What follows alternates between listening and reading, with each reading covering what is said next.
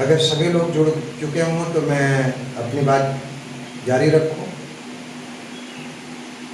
अच्छा, चलिए, thank you. हाँ, एक चीज़ और भी, ये जो जितनी भी प्राइमरी ऑक्सिलरीज हैं, ध्यान से सुनिएगा, ये मेन वर्ब भी होती हैं, और जब किसी वाक्य में मेन वर्ब के साथ लगती हैं तो ये ऑक्सिलरीज बन जाती है। एग्जाम्पल लिया जाए, मैंने कहा कि ये जो primary auxiliary be, have, do हैं, ये मेन वर्ब भी होती हैं, और जब ये मेन वर्ब के साथ आती हैं तो फिर ये ऑक्सिलरी का काम करती हैं। एग्जाम्पल जरा ले और इससे स्पष्ट किया जाए। हमने कहा कि there is light, there is light, इसमें वर्ब है इज, और किस रूप में आई है? मेन वर्ब के रूप में। और ये कहें कि ही इज स्लीपिंग, इसमें आपने देखा कि मेन वर्ब है स्लीप, और स्लीप के साथ यही इज वो ऑक्सिलरी के रूप में आ रही है, और किसको हेल्प कर रही है? मेन वर्ब को। तो जितनी भी प्राइमरी ऑक्सिलरी हैं वो मेन वर्ब के भी रूप में आ सकते हैं, और ये किसी मेन वर्ब के हेल्प के रूप में आती हैं, तो ये ऑक्सिलरी या हेल्पिंग वर्ब बनती है। लेकिन जहाँ तक मॉडल ऑक्सिलरी की बात है, ये कभी भी मेन वर्ब नहीं होती, ये हमेशा मॉडल्स यानी मोड को व्यक्त करती हैं। इसलिए ये ध्यान रखिएगा कि जब भी पूछा जाए कि ऑक्सिलरीज, प्राइमरी ऑक्सिलरी वो किन किन रूपों में प्रयोग में आ सकती हैं, तो केवल दो ही रूप में आ सकती हैं। एक तो ये मेन वर्ब बनेगी, और ये जब मेन वर्ब वो हेल्प करेंगी तो ये हेल्पिंग वर्ब बनेगी। है, अब मैं जो मूल रूप से चर्चा कर रहा था वो ये कि फ्यूचर इंडेफिनिट और सिंपल फ्यूचर को छोड़ करके जितने भी आपके, चाहे वो फ्यूचर कंटिन्यूअस हो, फ्यूचर परफेक्ट हो, या फ्यूचर परफेक्ट कंटिन्यूअस हो, वो इंडिकेटिव इसलिए होते हैं कि जितने भी मॉडल्स हैं उसके साथ हम उनका डायरेक्ट उपयोग कर लेते हैं। जैसे he will be reading right now, he will be reading right now, तो वह अभी, ठीक अभी इसी वक्त पढ़ रहा होगा। तो आपने देखा कि विल मॉडल है, और इसके साथ कंटिन्यूअस में इज, एम, आर, वाज, वर का प्रयोग करते हैं, ये प्रेजेंट कंटिन्यूअस में और पास्ट कंटिन्यूअस में। तो कंटिन्यूटी को इंडिकेट करने के लिए हम मॉडल के साथ क्या रख देते हैं? बी का प्रयोग कर लेते हैं। ऐसे ही she will have, she will have written, ऐसे वह ऐसे लिख चुकी होगी। आपने देखा कि मॉडल जो है विल के साथ प्राइमरी ऑक्सिलरी हैव को सीधे उठा करके हमने रख लिया, और क्योंकि प्रेजेंट में हैज़ और हैव के साथ वर्ब की थर्ड फॉर्म होती है, तो सीधे आपने क्या देखा कि प्राइमरी ऑक्सिलरी और मॉडल ऑक्सिलरी विल के साथ जो प्रेजेंट परफेक्ट की ऑक्सिलरी है उसको हमने लिख लिया। इसीलिए फ्यूचर कंटिन्यूअस, फ्यूचर परफेक्ट और फ्यूचर परफेक्ट कंटिन्यूअस को हम केवल इंडिकेटिव फ्यूचर मानते हैं। वो इसलिए मानते हैं कि सारे एक्शन, ये जो तीन पार्ट हैं उसमें प्रेजेंट में ही होते हैं, इसीलिए हम सहारा लेते हैं किसका? प्रेजेंट टेंस की। जहाँ तक डू की बात है, वो डू को जो है ये फ्यूचर में किसी भी पार्ट में कंटिन्यू नहीं किया गया है। बात क्लियर हो गई हो तो फिर आगे बढ़ते हैं। अब मेरी बात, हाँ हाँ जी बोलिए।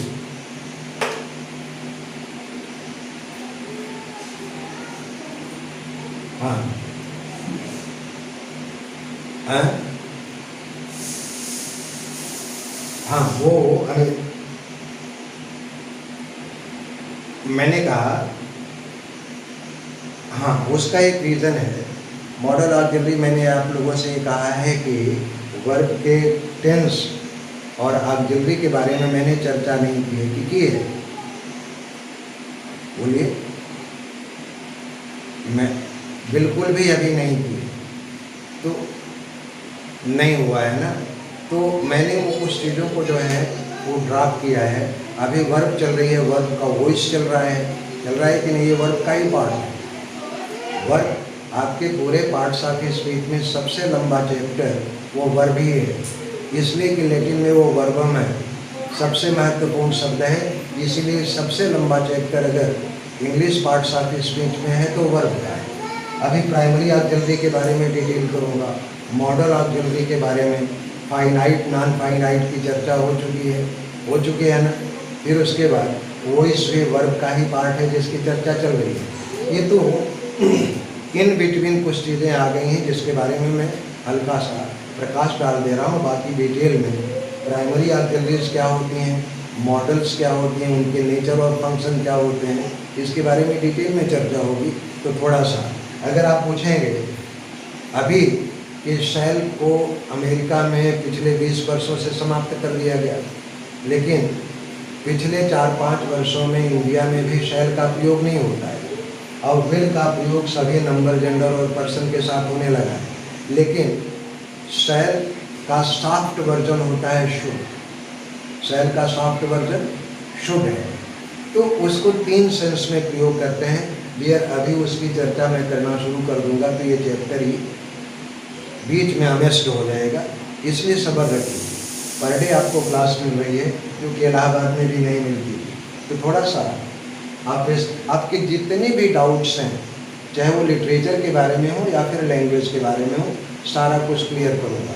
वो इसलिए क्लियर करूँगा कि मुझे पता चल चुका है कि कंसेप्ट आप लोगों का वो, क्षमा कीजिएगा कि बिल्कुल बचपन से ही खराब कर दिया है, या कंसेप्ट आपको मिला ही नहीं। बड़ा शब्द आपको जरूर लगेगा, लेकिन सच यही है कि आपको लैंग्वेज का कंसेप्ट बिल्कुल ही बचपन से नहीं मिला। और सबसे बड़ी अच्छाई ये भी होनी चाहिए हर किसी के अंदर कि अगर किसी चीज़ को हम नहीं जानते हैं तो उसके बारे में बड़ी विनम्रता से स्वीकार भी कर लेना। हमेशा एक चीज़ और भी आप लोगों से निवेदन कर दो, ध्यान रखिएगा, जिस दिन एक बात कह देते हैं फिर आगे चलते हैं। मैंने कहा कि वॉइस के बारे में ऐसी ऐसी जानकारियाँ आपको मिलेंगी जिसके बारे में आप सोचे भी नहीं होंगे। और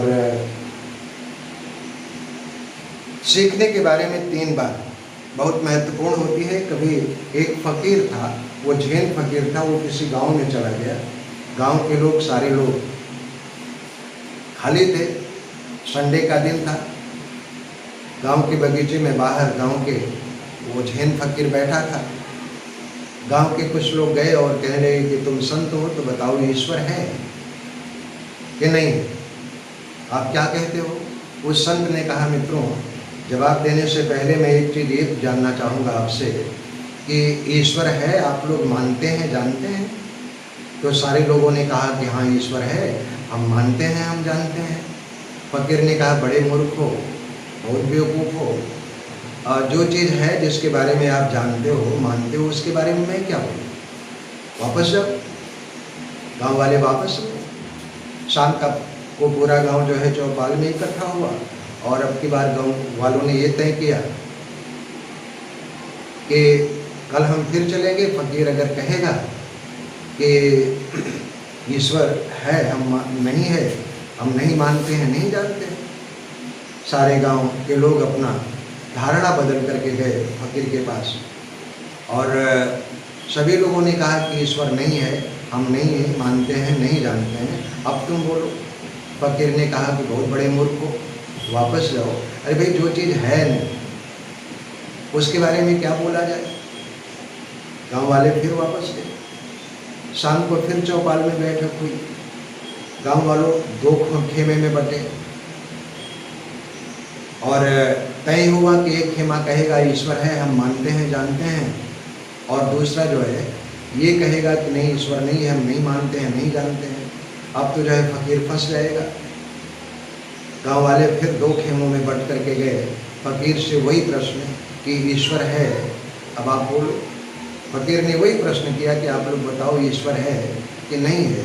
आधे लोगों ने हाथ उठाया कि ईश्वर है, हम मानते हैं, जानते हैं। और आधे लोगों ने इनकार में हाथ उठाया कि ईश्वर नहीं है, हम नहीं मानते हैं, नहीं जानते हैं। अब आप बोलो, फकीर ने कहा कि बहुत बड़े बेवकूफ़ हो, मैं क्या बोलूँ?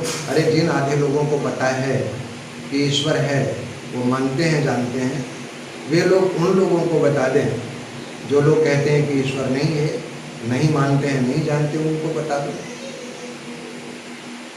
अब गांव वाले बिल्कुल वापस चले गए। आए थे फकीर को फंसाने और खुद ही फंस गए। फकीर अपनी आत्मकथा में लिखता है कि बहुत दिन तक वो गांव के बाहर इंतजार करता रहा कि गांव वाले आए और जब वो प्रश्न पूछे ईश्वर के संबंध में, वो मौन हो जाए तो मेरा बोलना निश्चित हो जाएगा। तो मित्रों, मैं ये कह रहा था कि किसी भी प्रश्न के दो ही उत्तर होते हैं, या तो हाँ या फिर ना, या फिर हाँ ना दोनों। मैं ये कहना चाह रहा था कि जब मैं कोई प्रश्न पूछूं और आप अपने उत्तर से भरे होंगे तो मेरा उत्तर आपके किसी काम का नहीं होगा। और जब मैं कोई प्रश्न पूछूं और आप मौन हो जाए, तब तय मानिए कि मेरा बोलना आवश्यक हो जाएगा, नहीं तो मैं फंस जाऊँगा। मेरी बात कुछ समझ में आई होगी आप लोगों के? ठीक? हेलो?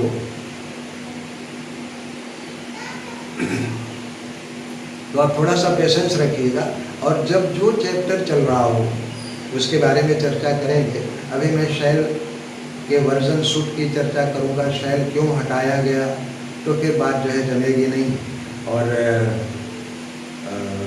चलते हैं हम लोग।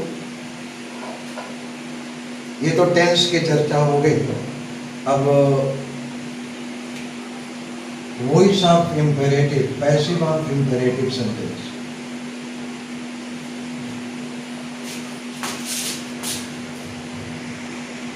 जाना जाए कि इम्पेरेटिव सेंटेंस क्या होता है। बोलिए भाई, नीलम गुड़िया तुम बोलो, इम्पेरेटिव सेंटेंस क्या होता है?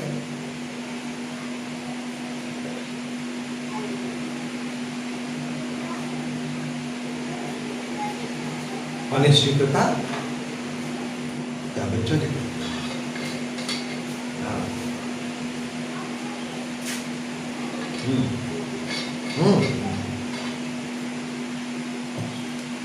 बहुत सही।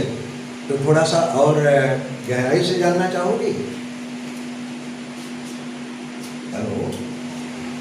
क्या इम्परेटिव जो है वो ग्रीक वर्ड है गुड़िया, इम्परेशिया।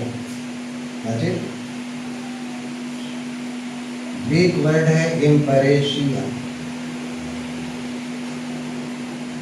ग्रीक वर्ड है, यूनानी भाषा का शब्द है इम्परेशिया। और इम्परेशिया का मतलब होता है to speak with authority, to speak with authority, अधिकार के साथ बोलना। अब जरा लगे हाथ ये भी बता दो कि अधिकार के साथ किससे बोला जा सकता है?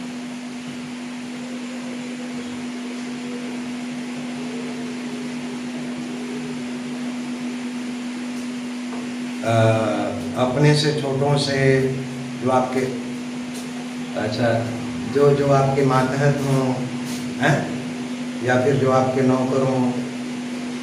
अच्छा, सौरभ जी बोल रहे हैं। हेलो सौरभ, एक चीज़ ये बताइए कि आप अपने भाई, बड़े भाई या अपने माता पिता से अधिकार से नहीं बोलते हैं? निश्चित रूप से बिल्कुल नहीं, बिल्कुल भी। आप पिताजी से अधिकार से कोई चीज़ मांगते हैं क्योंकि पिताजी के ऊपर आपका अधिकार होता है। नहीं, इसीलिए आप नहीं, वो तो स्नेह प्यार अलग बात है, लेकिन अधिकार है कि नहीं? और ये भी याद ध्यान रखना कि जहाँ पर प्यार होता है वहीं पर अधिकार अवश्य होता है कि नहीं? तो अगर आप अपने पेरेंट्स से प्यार करते हैं तो निश्चित रूप से ये शर्त है, प्रमाणित शर्त है कि आप उनके ऊपर अधिकार भी रखते हैं। जरा इसके ऊपर इम्परेशिया पूरी बना दें। इम्परेशिया का मतलब ये होता है टू स्पीक विद अथॉरिटी। और आप किससे अथॉरिटी के साथ बोलोगे? अगर मूल रूप से देखा जाए तो you exercise authority the person right before you. जो व्यक्ति आपके सामने होगा उसी के साथ आप अधिकार से बोल सकते हो, किसी थर्ड पर्सन से नहीं बोल सकते हो। अब इम्पेरेटिव में 3 चीज़ें शामिल हैं जो अधिकार को जो है शो करती हैं। वो कौन कौन सी है? ऑर्डर है, रिक्वेस्ट है, अभी नीलम गुड़िया ने बताया था कि आदेश की बात हो, रिक्वेस्ट की बात हो, या फिर और कौन सी चीज? एडवाइस की बात। ये 3 चीजें वो इम्पेरेशिया है। अगर हम ऑर्डर की बात करते हैं तो ऑर्डर हम उसी को देंगे जो हमारे सामने होगा, और जो हमारे सामने होगा वो हमेशा कौन होगा? यू होगा, सेकंड पर्सन होगा।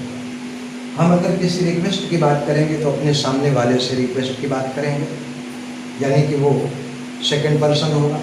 अगर हम किसी को सलाह मशवरा भी देंगे तो जो हमारे सामने होगा और जो सामने होगा वो सेकंड पर्सन होगा। तो ये बात स्पष्ट हो गई कि these 3 things are classed under इम्पेरेशिया। उसी को इंग्लिश में क्या कहते हैं? इम्पेरेटिव। तो इम्पेरेटिव सेंटेंस यानी ऐसे which reveals the sense of order, the sense of request, or the sense of advice. And these 3 things can be made only to the person standing right before you, that is second person, right? तो अब इसमें क्या क्या चीज़ें होती हैं? बात confirm हो गई, स्पष्ट हो गई कि नहीं? चलिए, तो आज क्लास में वाइंड अप करता हूँ और जो है कल इसके बारे में विस्तार से चर्चा होगी। Imperative sentence